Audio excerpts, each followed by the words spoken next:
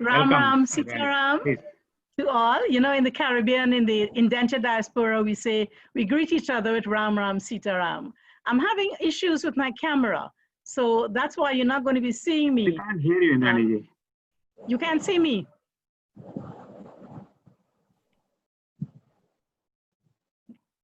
Can you see me now? Omji, I'm going to have problems with the camera. Can you hear me though? Yes. Yeah, we can hear you. We cannot hear you. So I'm going to try and. Indrani ji, we cannot hear you. Yes. You can't hear me? I'm unmuted. Shiv, can you check what's the problem? I'm unmuted. Also. No, we can hear you. We can hear you. Also and audible also. We can Yeah, also. so can we share the pictures that I had sent earlier?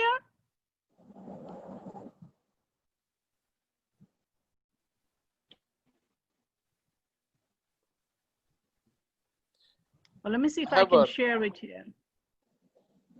I have a request. Those who are not speaking, if they can turn off the video, that helps prevent the bandwidth issues for some people.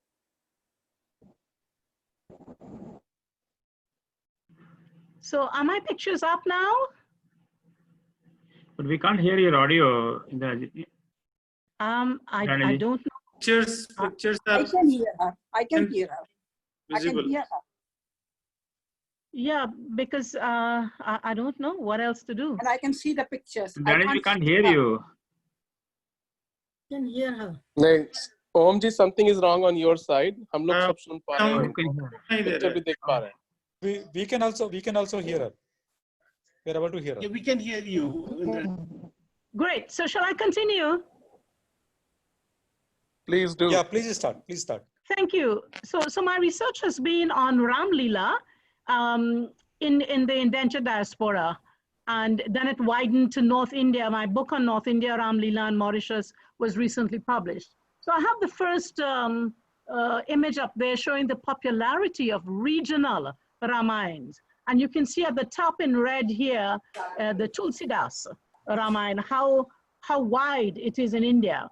And here's an effigy of a Ravan in Fiji in pre-1910.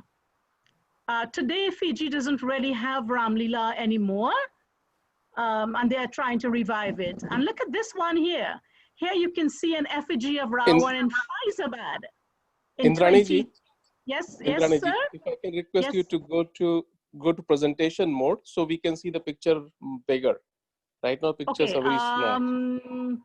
Where is my presentation mode? F5. Presentation. You're right there. If you go left, if you go right there, that one. No, right here. One more right. One more right. This one? One more right. One more. That one. Slideshow. Yes, that's the one. Thank you. That's better? Yes. Okay, so we're saying from the beginning, you saw the Tulsidas Ramayana, how wide it is in India. And here's an effigy of a Ravan in Fiji, pre-1910. Look at the figure. It's no longer in Fiji anymore, but I wanted to show you this interesting one that I saw in 2010 in Faizabad in UP. Resembles that one. You know, a lot of our ancestors came from that region. And a small stage in Poolwali Gully in Lucknow. Very small, but look at how they're doing the Ram Lila. Look at the open space here. We call the Maidani style. Open space, people at the side, the action takes place in the middle. And I just discovered these Java community in Suriname. They came from Indonesia and they practice the Ramayana traditions there. And you see the kulit, the wayang kulit show there with the shadow, the puppetry. And here you see the young Javanese boys there with a horse-haired art and craft. This is in Buxar. I'm just showing you very briefly. Asighat, Varanasi, where Ram Lila is started, Asighat. Here, Akbarpur, Jaswantnagar. Just a brief view. Now, Ram Lila, in 2005, UNESCO declared Ram Lila to be an intangible cultural heritage of humanity. And in 2008, it was inscribed on the representative list. They considered it essential to the identity of a people and community. So Ramlila is part of our identity.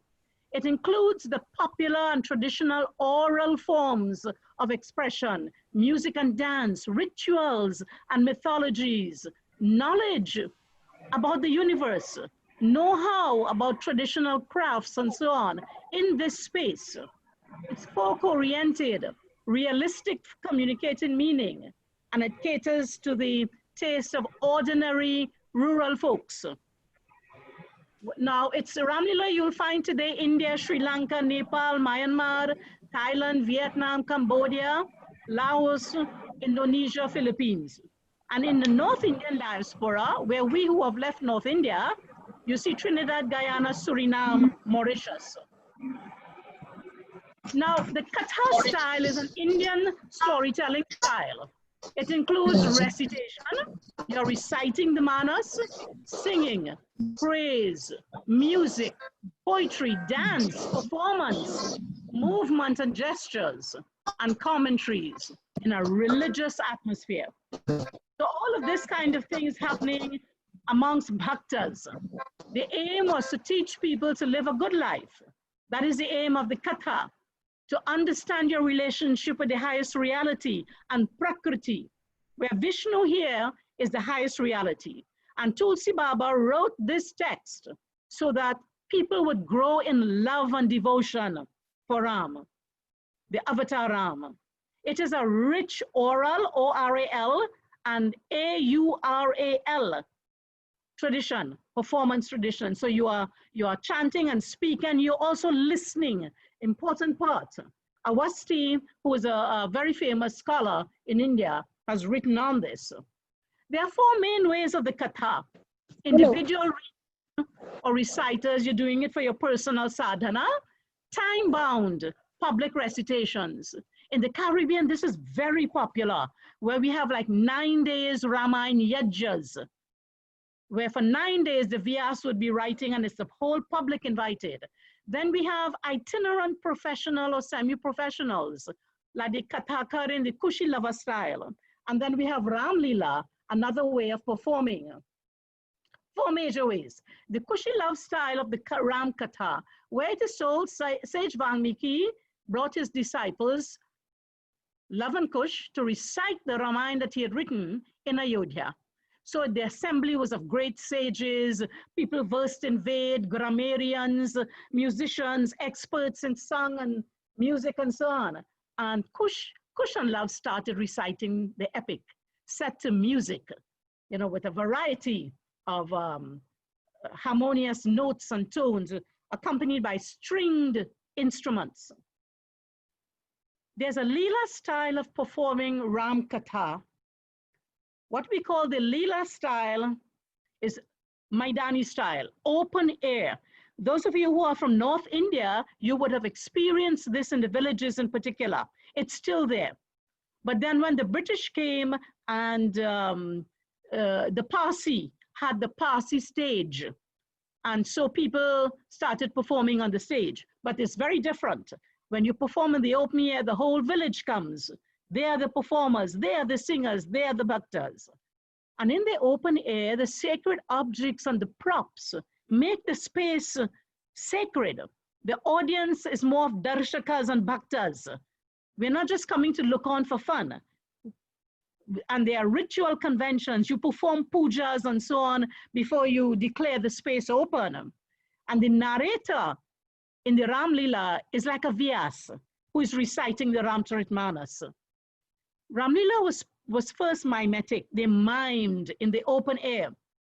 It wasn't dialogue. Dialogue came later on. They were miming what the Vyas would be chanting of the Ramcharitmanas. It's performed, the Ramlila is performed in the 9-day sacred Navratri period. And on the 10th day, you have huge effigies of Ravan being cremated. We don't like to say burnt. When we say we are burning the effigy or burning Ravan, it gives a note of violence when really it's a cremation.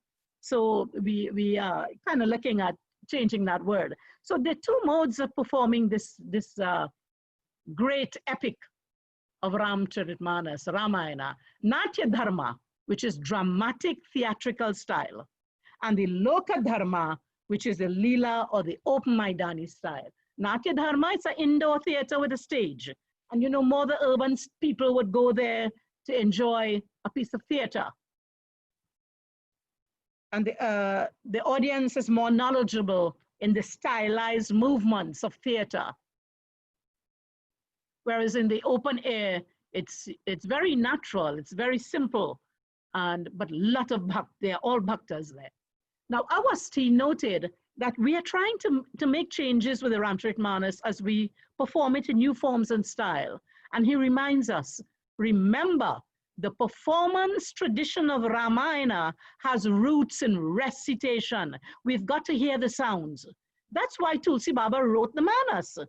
In the particular Doha Chaupais and so on, you have to hear the sound. And we have a problem in the Caribbean now where we lost the language and we know only English. So we can still feel the Dohas and Chaupais, and we are trying to revive that, but we have lost a lot because we can't understand the Awadhi anymore. And so we're losing a major part of poetry. You cannot translate poetry into English prose. The Lila style is community-based. It strengthens community. And that's why UNESCO recognized this strength. It's an animated katha. We, in the traditional way, call this a yajna, a katha that we are performing. A lot of people in India now, in modern India, you see the Lila is more fun and like a Bollywood kind of thing it has become in some places, though not all. But it's descended into that kind of fun, you know. But we in the Caribbean who come from a 18th century Ramlila style that we knew, it's katha, it's puja. You know, in the early days we had no mandirs. And where did people go to see Ram? They came once a year to see Ram in the Ramlila. And when that was Ram for them, and they performed their puja there. And in that space, we would welcome the deities of the Vaishnava world with puja. And at the end of the Ramlila, they are returned, Visarjan, they go back. So the space is very, very sacred. And it allows people playing in that stage to have a healing process, to link with your ancestry, to link with your culture. It's a form of pilgrimage, and it connects you in a transcendent way. You lose you lose reality of being in this world, and you connect with a spiritual world. So, and once a way, in a major way, we revitalize this Vaishnava form of spirituality. So Ramlila ground is sacred space, like a yajna or puja. It's a mahayajna, we also say, mahayajna. And I will end here now with the metaphorical understanding of this space. The open air space versus a stage. They are two different experiences. You cannot experience on a stage what you experience in the open air. In the open air, the earth is like the universal mother and the nurse. And you know, this COVID-19 is reminding us of this. We have lost touch with Mother Earth. One religious man, you know, Eliade has described religious man. The perfect Hindu is this perfect religious man, where everything we look around is with a religious eye. We see religion, that connection everywhere. So when religious man stands in nature, there's an overall feeling of order, harmony, permanence, and fruitfulness. There's a connection. In our yoga tradition, we keep being reminded of this, to get out into nature and be connected. It's a real living and sacred, breathing cosmos. Our Hindu tradition gave the world this concept of a breathing cosmos. It's alive. And that Vishnu, that concept, the energy of Vishnu is in this is in this creation. The sky is the celestial symbol of transcendence. The Swarupas who play the deities, you know, when you're performing as the deity, they aim for transcendence. They lose themselves. They become that they are playing. They become Ram and Sita. They imbibe that. Their life is changed forever. And the open air skies and the air is that kind of space for transcending. And Ram is his origin in the solar dynasty. So the open air, the sun, it's associated with autonomy and power, sovereignty and intelligence. These are solar symbols in mythology. Ram removes darkness like the sun. He enters the realm of death and he comes out victorious. As a representation of darkness, Ravan represents darkness. Ram becomes that light that will remove the darkness. So the natural setting is therefore very important for the Ram-Ravan battle. And it's a different experience. I end here now with asking you to understand and appreciate how this form of literature, what Tulsidas wrote, this form of literature comes alive in Lila in the open air space. Thank you very much for listening. Namaste, Ram Ram, Sita Ram.